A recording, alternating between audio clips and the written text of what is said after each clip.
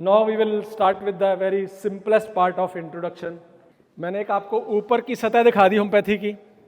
अब जो हकीकत है हमारे बच्चों की या होम्योपैथी की इस संसार में, उससे थोड़ा उसको हम पहचान तो रहे हम, लेकिन उससे डरे नहीं, भागे नहीं, उसको फेस करें और क्या ठीक करने वाला, क्या ट्रीट होने वाला, जैसे हमने देखा है कि सोरा यहाँ से ट्रीट होने वाला है, उसको ट्रीट करें सो दैट होम्योपैथी ऐसे हो जाए। होम्योपैथी भी ट्रीट होने वाली है एक्चुअली, सोरे के लेवल पे होम्योपैथी खुद ही ट्रीट होने वाली है।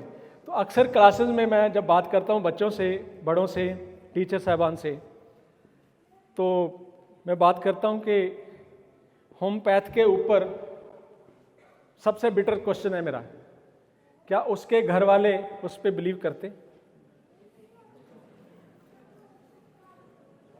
कड़वा क्वेश्चन है ना, क्यों नहीं करते? जब भी कोई इमरजेंसी आती है, खास तौर पे हार्ट की कोई प्रॉब्लम आ गई, इवन बुखार आ गया, मैं तो बुखार की बात करता हूँ, बुखार के लिए भी ट्रस्ट नहीं करते। जब ये करने लगेंगे इसका मतलब आप लर्निंग में आ गए, आप सीख गए, आपको समझ आ गई होम्योपैथी में कमी नहीं है, प्लीज माइंड इट। मैंने एक ऊपर की सतह दिखा दी, आप एक जो बिटर कड़वा सच है वो शेयर करना चाहता हूं। क्या होम्योपैथ, ये पहला सच तो मैंने बता दिया, क्या होम्योपैथ दूसरे एलोपैथिक प्रोफेशन की तरह प्रॉस्परस है? नहीं है। है या नहीं है? नहीं है। ये दूसरा कड़वा सच है। क्या एज ए होम्योपैथ हम वर्दी फील करते हैं? एज अ होम्योपैथ क्या हम बच्चे हमारे जो अभी पढ़ रहे हैं आप लोग, जहां आप BHMS MD करके इवन गवर्नमेंट जॉब लेके भी इवन आप अपने प्रोफेशन में उतने वर्दी फील करते हैं जितना एलोपैथ करता है? बहुत कम होंगे, अगर हैं तो बहुत चुनिंदा लोग होंगे, लेकिन मेजॉरिटी जो है 95-98% we are not happy with the profession we had. क्यों नहीं है? ये कड़वा सच है। हमारे पास उतनी प्रॉस्पेरिटी नहीं है, हमारे पास वैसी गाड़ियां नहीं है, वैसे घर नहीं है जैसे एलोपैथ के पास हों है, वैसे ही कमाई नहीं है, ये बिटर सच है। बट जिस लिमिट से मैं बात कर रहा हूं, यहां से सर बोला करते थे कि अनलिमिटेड, अगर आपकी प्रैक्टिस ऐसी होगी, दूसरी साइड दिखा रहा हूं, अगर ऐसी होगी, बहुत एलोपैथ आते हैं, आप बिलीव करिएगा, बहुत फेथ करके आते हैं, MD के MS के डॉक्टर्स, DM डॉक्टर आते हैं, फेथ करके आते हैं, इसमें कुछ अलग है। और अगर आपके ऊपर भगवान कृपा करे, अगर आप करने में सक्षम हो जाते हैं, तो फिर उल्टा गेट घूम गया ना पूरा। ये कैसे होगा? ये कैसे होगा? हम 25 साल हो गए मेरा ख्याल मेरे को प्रैक्टिस में, और 25 साल से हम लोग सर के साथ हैं ऐसे ही, जैसे आपके सामने खड़ा हूं, आप बिलीव करेंगे ये अनदर एंड है इंडिया का, और हम पूरे दूसरे एंड से आए। कल मैं डॉक्टर गगन से बात कर रहा था कि हमें ये क्या पढ़ा है, ये क्यों कर रहे हैं हमें, आई डोंट नो, बस सर ने लगा दिया। और हमें पता है कि हमारी साइंस बहुत खूबसूरत है, जितना इस जीवन में हम शेयर कर सकें, बच्चों से बांट सकें, अच्छे होम्योपैथ बन जाए, सो दैट होम्योपैथी प्रॉस्पर हो जाए, होम्योपैथी बहुत अच्छी हो जाए। तो ऐसी होम्योपैथी हमने बनानी है, लेकिन हकीकत में है नहीं।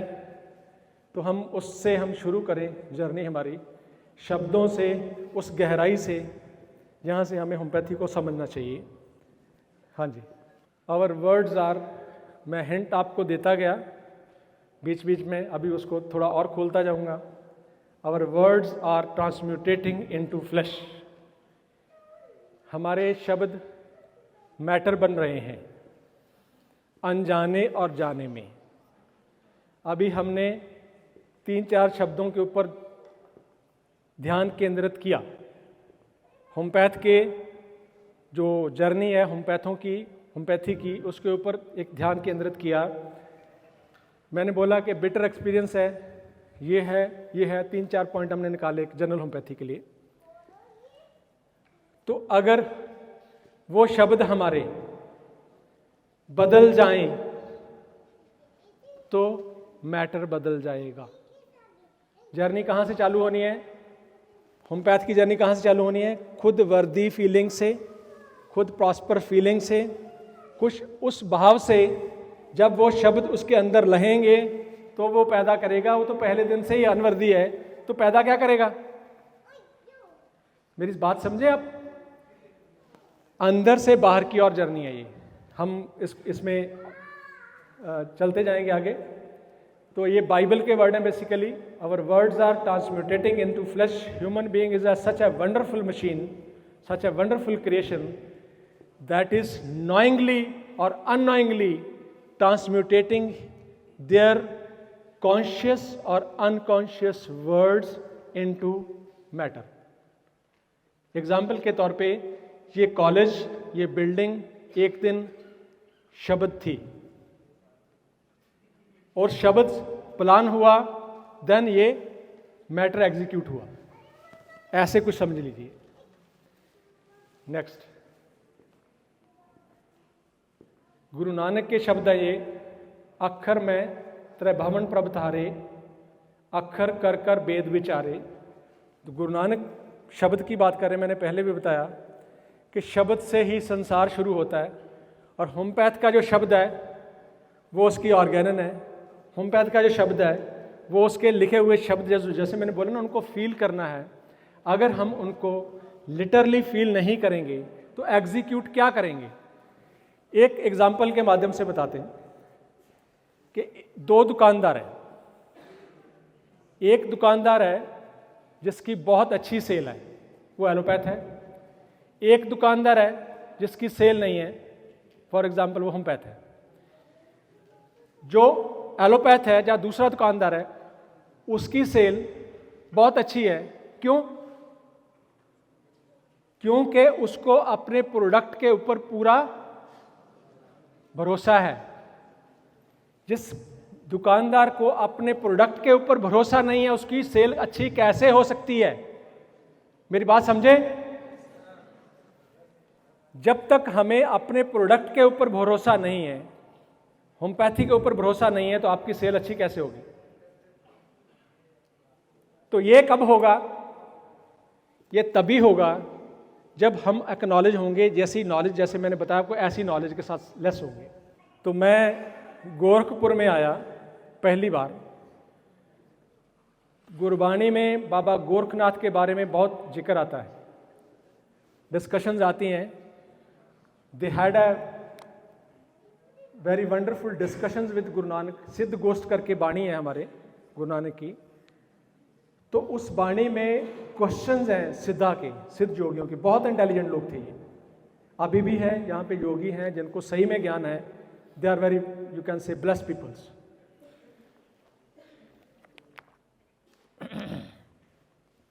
तो सिद्धि से, व्हाट इज सिद्धि? सिद्धा से मेरे को ध्यान है, सिद्धि को देखें।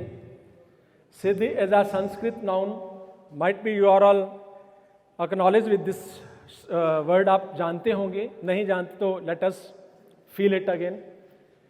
विच can be translated as knowledge, accomplishment, attainment और सक्सेस। सिद्धि का मीनिंग है नॉलेज, अकम्पलिशमेंट, अटेनमेंट और success. In Indian religion, siddhis are material, paranormal, supernormal, or otherwise magical powers, abilities, and attainments that are the product of yogic advancements through siddhas such as meditations and yogas. दूसरा word है रिद्धि, उसको भी पढ़ लें एक बार। Good Fortune, prosperity, wealth, जिसकी हमने अभी बात किया कि होम्योपैथ कहाँ पे है और हम कहाँ पे हैं, और होम्योपैथी कहाँ पे है, और असल में जो सिद्धियाँ होती क्या है। Wealth, success, prosperity, super natural powers, fortunate, prosperous, rich, wealthy, lucky. आप जानते हैं इनमें से बहुत से जो वर्ड्स हैं वो आपकी रेपर्टरी के हैं।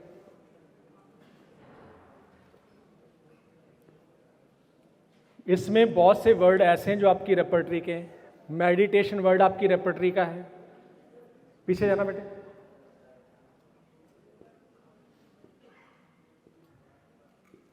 नॉलेज वर्ल्ड हमारी रेपर्टरी का है।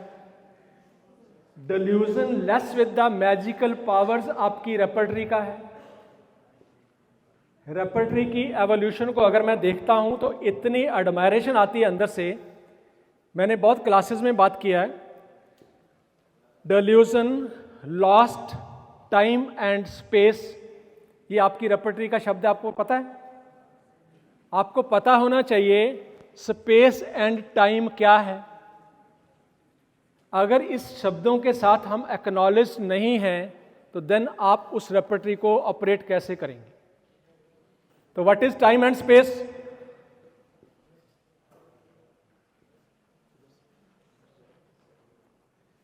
इस टाइम में जिसमें हम हैं, सुबह हमें वहां से चलना था, यहां तक आए, ये हुआ, इतने बजे पहुंचना है। Everything is in time.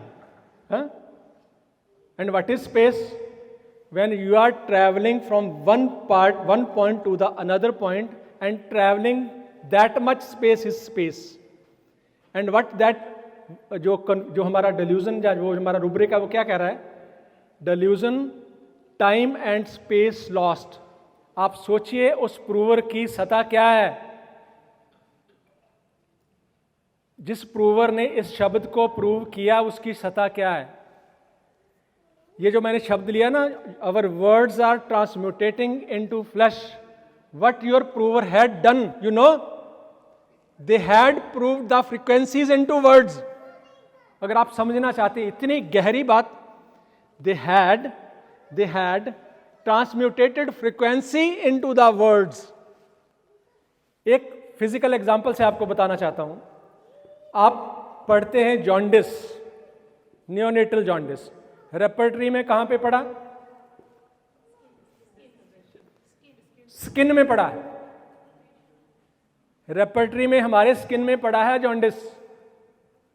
What is the relevancy of jaundice with the skin? आपके प्रूवर ने, होम्योपैथी के प्रूवर ने मेडिसिन को पैथोलॉजिकली प्रूव नहीं किया। ये मीनिंग है इसका। उसने ये प्रूव किया है कि ऐसी कुछ दवा लेने के बाद मेरी स्किन पीली हो गई, और बाद में पैथोलॉजी रिलेट कर रही है इसको कि this yellowness has something in relation to the liver. तो फिर वहां पे हमारी क्लिनिकल प्रूविंग लागू होती है और वो बताती है दिस इज नियोनेटल जॉन्डिस और this is jaundice, and jaundice has something related to, जो उसका प्रोडक्ट है स्किन पे आ रहा है लेकिन प्रोसेस उसका बॉडी के अंदर है। ये हमारी साइंस ने हमें बताया आगे। लेकिन जो प्रूवर क्या बता रहा है हमारा? प्रूवर को lycopodium, chelidonium, whatsoever the remedy that has proved the jaundice, वो दिया गया। तो प्रूवर ने क्या किया? प्रूवर को क्या दिया गया? डायनामिक्स दिया गया। किसका? लाइकोपोडियम और चैलिडोनियम का। किया क्या उसने? ये पैदा किया क्या? Yellow. What is this yellow? आपको कैसे एक्नॉलेजमेंट हो रही है कि ये येलो है? This is the quality of language we had as a human life. ये जानवरों के पास नहीं है। आपके प्रूवर ने आपको शब्द दिया भाई, किससे?